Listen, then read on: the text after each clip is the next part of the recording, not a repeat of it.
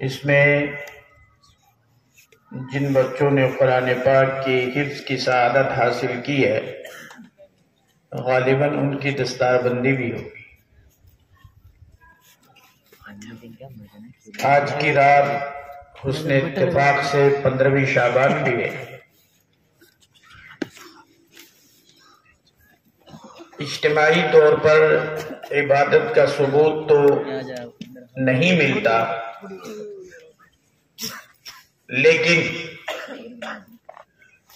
روایات اس طرح کی ہیں کہ نبی اکرم صلی اللہ تعالی علیہ وسلم اس شب میں جنت البقیع بھی تشریف لے گئے۔ فیہا یفرق کل امر حکیم کی تفسیر میں بعض حضرات کہتے ہیں یہی رات ہے۔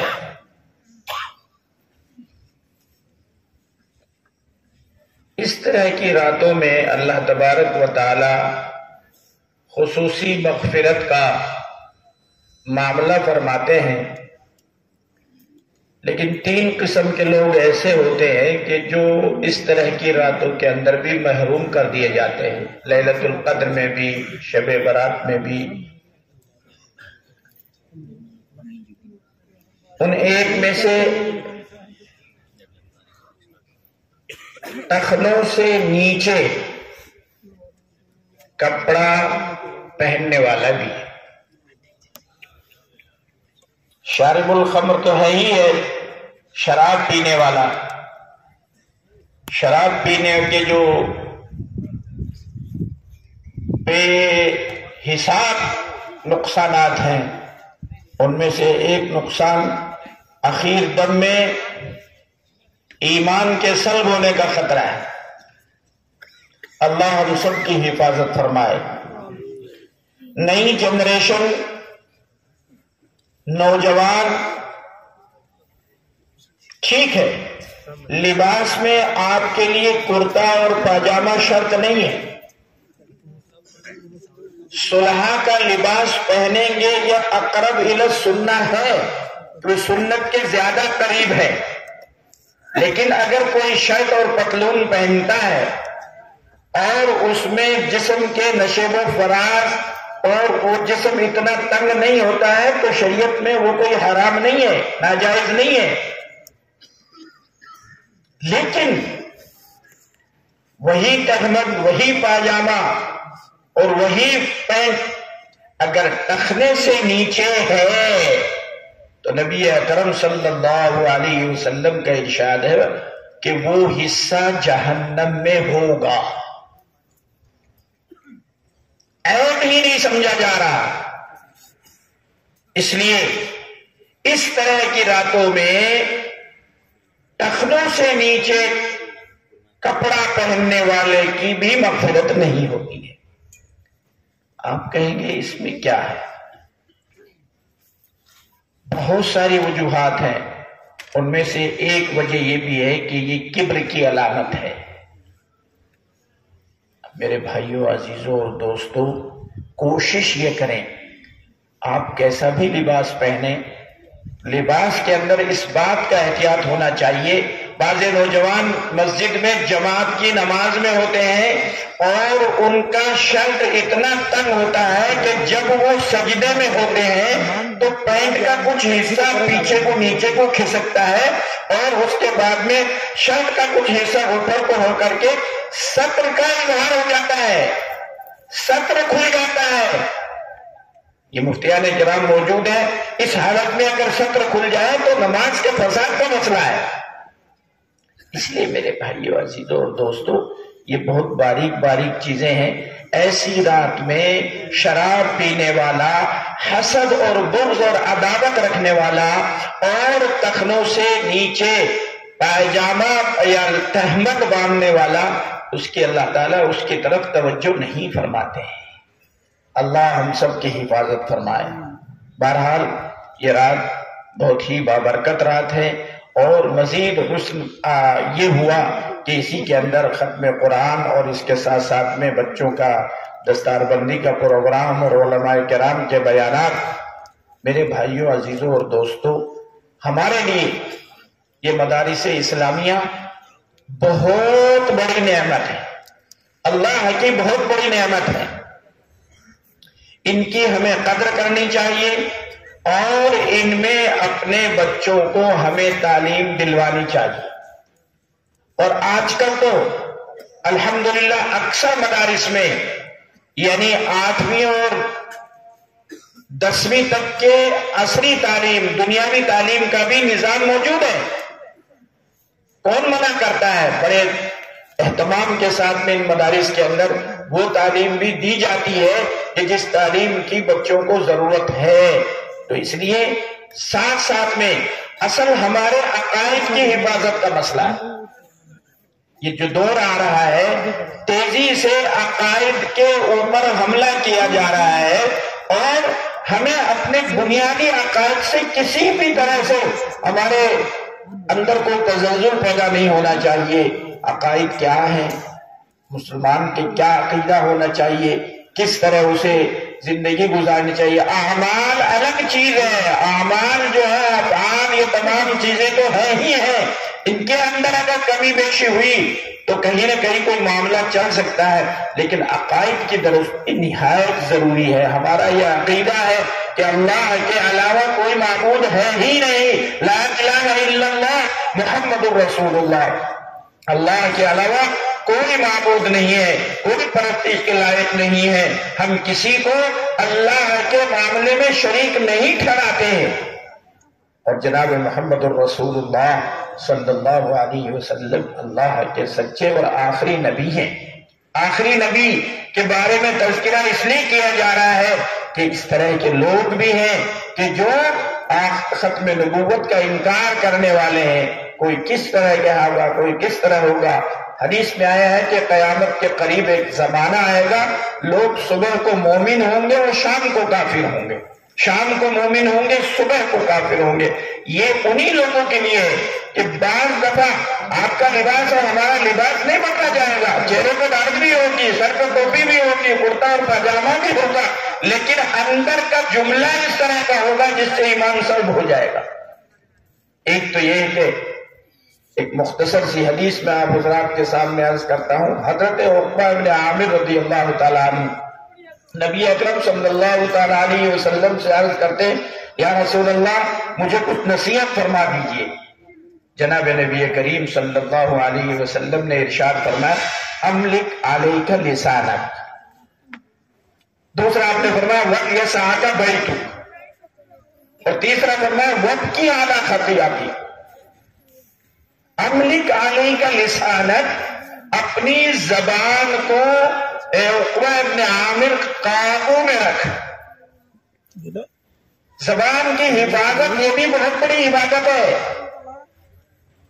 ہماری زبان کلمہ طیب لا الہ الا اللہ پڑھنے کے بعد ہماری زبان کا ہر بول نبی اکرم صلی اللہ علیہ وسلم کی لازمی پاکیزہ شریعت کے مطابق ہی ہوگا۔ ہم اگر نہیں جانتے تو ہمیں اپنے بول میں احتیاط کرنا ہوگا، اور سب سے بڑا احتیاط ہے کہ یہ دینی معاملہ ہے، یہ دینی اور شریعت کا معاملہ ہے، میں اس معاملے میں نہیں جانتا۔ ڈاکٹر صاحبان موجود ہیں، چورو کے باہروں کو مشہور ڈاکٹر صاحب بھی موجود ہیں جو اس مدرسے کے غالباً صدر بھی ہیں، ذمہ دار بھی ہیں، اور بھی حال ہی میں مجھے معلوم ہوا، میں سفر پہ تھا، ان کی اہلیہ کا انتقال ہوا۔ اللہ تعالیٰ غریق رحمت فرمائے، اللہ مغفرت فرمائے۔ دوائی کا ایک پتا آپ کے سامنے ہے اور آپ دوا کے سلسلے میں کچھ نہیں جانتے، آپ کسی کو یہ کہتے ہیں یہ 10 گولیاں ایک ساتھ لے لو، اگر اس نے لے لی وہ بھی ہلاک ہوگا، اور جو ہلاک کرنے والا وہ بھی اس کو جو ہے مجرم ہوگا۔ ہم دواؤں کے سلسلے میں، انجیکشن کے سلسلے میں اور بہت سارے معاملات کے سلسلے میں بڑے محتاط ہیں۔ بھائی دوائی کا معاملہ ہے، ڈاکٹر صاحب سے پوچھو، بھائی یہ معاملہ فلاں ہے، یہ کمپیوٹر کا معاملہ ہے، اس میں اگر ایک انگلی بھی اگر کسی دوسری طرف رکھی گئی، کیلکولیٹر کا معاملہ ہے، حساب کا معاملہ ہے، ایک انگلی سے پورا حساب ڈیلیٹ ہو سکتا ہے۔ اس میں تو ہم بڑی احتیاط کرتے ہیں. رہی بات دین اور شریعت، وہاں چائے کی دکان کے اوپر جو چاہے جیسا چاہے مسئلہ کھول دے، جس طرح سے چاہے اس کو تبصرہ کر دے. یہ تبصرے آپ کر سکتے ہیں، آپ کے اوپر کوئی کسی کی جو ہے وہ گارنٹی اور ذمہ داری نہیں ہے، لیکن اس تبصرے کے ساتھ میں کہیں آپ کا اور ہمارا ایمان ڈیلیٹ ہو جائے، یہ اس کا خطرہ ہے. اس کو بتانے کے لیے آپ جہاں تک بھی شرعی مسئلہ ہو، کسی بھی باریک سے باریک ہو، موٹے سے موٹے مسئلہ، آپ فوراً یہ کہیے کہ بھئی میں یہ شریعت کا معاملہ ہے، اس میں میں کچھ نہیں بول سکتا، میں اس بارے میں کچھ نہیں کہوں گا. آپ نے اپنے ایمان کو محفوظ کر لیا. صحابی سے آپ نے فرمایا املک علیک لسانک، اپنی زبان کو قابو میں رکھ. پوری دنیا کا جھگڑا اس کا اکثر حصہ زبان کی وجہ سے، باپ بیٹے میں جھگڑا زبان کی وجہ سے، شوہر اور بیوی میں جھگڑا زبان کی وجہ سے، محلے میں جھگڑا زبان کی وجہ سے. زبان ایک ایسی چیز، ایک ایسا آلہ اللہ نے بنایا ہے، اگر اس کا صحیح استعمال کرو گے تو جنت کے حقدار بن جاؤ گے، اور اگر اس کا غلط استعمال کرو گے تو اللہ ہم سب کی حفاظت فرمائے. اسی زبان سے اگر کفر و شرک کے کلمات نکل گئے تو اس کے بڑے نقصانات ہوتے ہیں. آپ کہیں گے صاحب اس سے کیا فرق پڑتا ہے کہ کچھ بھی کہہ دوں توبہ اس طرح. ارے بھائی بعض جملے ایسے ہیں جس سے انسان نے کفریہ جملہ کہہ دیا، کفریہ کہتے ہی وہ ایمان سے خارج ہو گیا، اور ایمان سے خارج ہوتے ہی اس کے ازدواجی زندگی میں فرق آ گیا. اس پہ کوئی غور ہی نہیں. لوگ یہ دیکھ کے کیا فرق پڑتا ہے، اندراج تو ہوا ہے، نکاح کے رجسٹر میں اندراج ہے، اولاد موجود ہے. میرے بھائیو عزیزو دوستو، یہ باریکیوں کو جانتے ہوئے صرف اس کا علاج اور نسخہ یہ ہے کہ دین کے معاملے میں جب بھی کوئی بات آئے آپ خاموش ہو جائے اور آپ یہ کہیں مجھے پتا نہیں ہے، بس آپ کی اسی میں عافیت ہے. تو ایک تو فرمایا کہ املک علیک لسانک، اپنی زبان کو قابو کرا. دوسرا فرمایا آپ نے وَتِسْعَكَ بَيْتُكَ، تیرا گھر تیرے لیے وسیع ہو جائے، کشادہ ہو جائے. صبح کام پہ چلا گیا، شام کو 6 بجے 7 بجے گھر آیا، جیسا موقع ہوا ایک آدھ روٹی کھائی اور پھر گھر سے باہر نکل گیا. پھر گھر سے کئے بجے داخل ہو رہا ہے؟ رات کی 12 بجے 1 بجے گھر میں داخل ہو رہا ہے. اس کا گھر باوجود کے کشادہ ہوتے ہوئے اس کے لیے تنگ ہے. ہمیں یہ ہدایت دی گئی ہے کہ ہم اپنی ضروریات، معیشت اور اپنی کھیتی باڑی، اپنی ملازمت، اپنے کاروبار کو کسی بھی طرح سے جو وقت ہے اس کے فوراً بعد اپنے گھر میں آ کر کے عافیت والی زندگی گزاریں. میرے بھائیو عزیزو اور دوستو، ہم اپنے محلوں کی شناخت بنا چکے ہیں. چائے کی ہوٹلوں کو آباد کرنا، کھانے کی ہوٹلوں کو آباد کرنا، چوپالوں کو آباد کرنا. بہترین مکان ہے، شاندار مکان ہے، بہت عمدہ ہے، ماربل لگا ہوا ہے، لیکن رات کو 4 دوستوں کو لے کر کے نالی کے اوپر بیٹھا ہوا ہے اور موبائل چلا رہا ہے. ادھر سے نالی کی گندگی، یہ تمام یہ سب ذہن پہ اثر کرے. اپنی اولاد کو عشاء کے بعد میں اپنے گھروں سے نکالنا بند کرو. ان کو لے کے بیٹھو، آپس میں گھر کے لوگ آپس میں مذاکرہ کریں، ایک دوسرے کی خیر خیریت معلوم کریں، ترتیب کریں اور ایسا ماحول پیدا کرنے کی کوشش کریں. والدین بھی اس کا احتیاط کریں. ڈانٹ ڈپٹ غصہ اس کو چھوڑ کر کے پیار و محبت و انسیت کی بات کر کے نوجوان بچوں کو ایسی لگن ہو جائے کہ ابا کے ساتھ رات کو کھانا کھاؤں گا. ماحول تیزی سے بگڑتا جا رہا ہے. دن رات کے وقت میں موٹر سائیکلوں کے ذریعے سے نوجوان ادھر ادھر گشت کر رہے ہیں، جس کی وجہ سے بہت ساری خرابیاں معاشرے کے اندر آتی جا رہی ہیں اور بہت سارے نقصانات ہوتے چلے جا رہے ہیں. اس کو کنٹرول کرنے کے لیے اس حدیث کی طرف اگر غور کرو گے وَلْيَسْعَكَ بَيْتُكَ، اپنے گھر، تمہارا گھر تمہارے لیے کشادہ ہو جائے. جب کام کاج سے فارغ ہو فوراً اپنے گھر میں بیٹھو. گھر میں بیٹھو گے آپ کو پتہ لگے گا گھر میں کس کو کیا تکلیف ہے، کیا ضرورت ہے، کیا چیزیں ہیں. اس طرح سے ہمیں زندگی گزارنے کی ضرورت ہے. تیسرا آپ نے ارشاد فرمایا وَابْكِ عَلَىٰ خَطِيئَاتِكَ، اپنے گناہوں پر روتے رہو۔ بھائیوں، دن اور رات میں چھوٹے بڑے صغیرہ کبیرہ جانے میں انجانے میں ہر انسان سے گناہ ہوتے ہیں۔ وہ حدیث میں آیا ہے بہترین گناہگار وہ ہے جو توبہ کرنے والا ہے۔ اب گناہوں کی توبہ کرنی چاہیے۔ پتہ نہیں کس وقت میں انسان اس دنیا سے چلا جائے۔ اللہ تعالیٰ توبہ کرنے والے کو پسند فرماتے ہیں۔ اب توبہ کی دو قسمیں ہیں، گناہوں کی دو قسمیں ہیں۔ ایک آدمی نے اگر کسی کے 5,000 روپے ہڑپ کر لیے اور وہ کعبے میں جا کر کے بیت اللہ کے سامنے گڑ گڑا کے کہتا ہے اے اللہ میری توبہ مجھے معاف کر دے، تو اس کی معافی جب تک مشروط ہے جب تک اس کے 5,000 روپے نہیں دے گا۔ حقوق العباد کی معافی ہی ہے کہ بندوں کے حقوق ادا کر دے، وہی اس کی توبہ ہے۔ حقوق اللہ کے اندر نمازوں کی کمی کوتاہی اور دیگر چیزوں کی کمی کوتاہی کے لیے توبہ اور استغفار کرتے رہنا چاہیے۔ آدمی چل رہا ہے، غلط جگہ نظر پڑ گئی ہے یا کہیں چھوٹا موٹا کچھ کہہ دیا، کسی کو ڈانٹ دیا، کسی کو غصہ یہ فلاں چیزیں، اس کی توبہ اور استغفار جو ہے وہ ہے۔ حقوق العباد میں معاملات کو ہمیں درست کرنا ہی پڑے گا، اور ہم اپنے معاملات کو درست کریں گے، اس سے محبت پیدا ہوگی، انسیت پیدا ہوگی، اور دین و ایمان اور شریعت کا تقاضا ہی ہے۔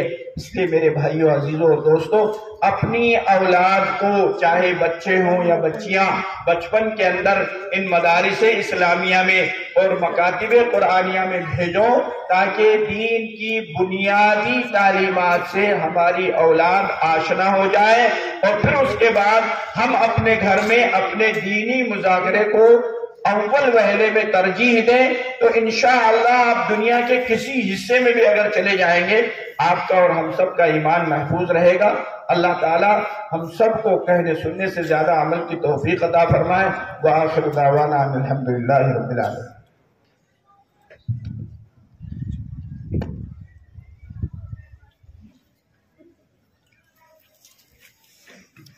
جزاکم اللہ